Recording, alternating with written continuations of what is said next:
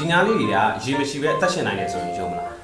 ရေထဲမှာပဲမနေဘူးညဘက်ဆိုလို့ရှိရင်မြေပြင်ပေါ်တက်ပြီးတော့ရှောက်သွားတတ်တဲ့ငါးလေးရှိပါတယ်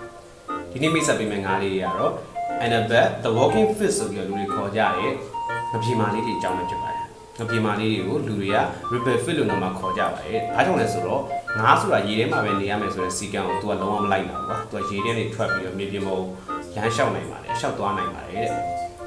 ဒါဆိုရင်မေးကြတစ်ခုရှိတာရေမရှိရင်သူတို့အသက်ဘယ်လိုရှုလဲအဖြေကတော့ library organ လို့ခေါ်တဲ့သူတို့ရဲ့ခန္ဓာကိုယ်ထဲမှာအထူးအင်္ဂါရဲ့တစ်ခုရှိတယ်ကွာအဲ့ဒီအင်္ဂါရေထဲမှာအောက်ဆီဂျင်မဟုတ်ဘဲနဲ့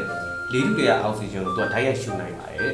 ဒါကြောင့်ပဲရေမရှိတဲ့အချိန်မှာတော့သူကအသက်ရှင်နိုင်တာဖြစ်တာပေါ့နော်နောက်ထပ်စိတ်ဝင်စားကြကောင်းတာတစ်ခုကမပြေမာလေးတွေကညဘက်ပဲခီးတွက်တတ်ပါတယ်ဘာကြောင့်လဲဆိုရင်ညဘက်မှာဆိုလို့ရှိရင်မြေပြင်နဲ့ဆိုတော့သူတို့အသားကိုမချောက်သွားအောင်ကာကင်နိုင်လို့ဖြစ်ပါတယ်သူကခိူလေးလိုမျိုးမြေပြင်ပေါ်မှာကူးသွားပြီးရေကန်တကန်နေတကန်အောင်ရှောက်သွားတတ်တယ်ပေါ့ကွာအဲ့ဒါကြောင့်ပဲသူတို့ amphibian wall ရဲ့ drifter fish လေးလို့တော့ခေါ်ကြတယ်ကွာပြီးတော့စိတ်ဝင်စားကြကောင်းတာတစ်ခုက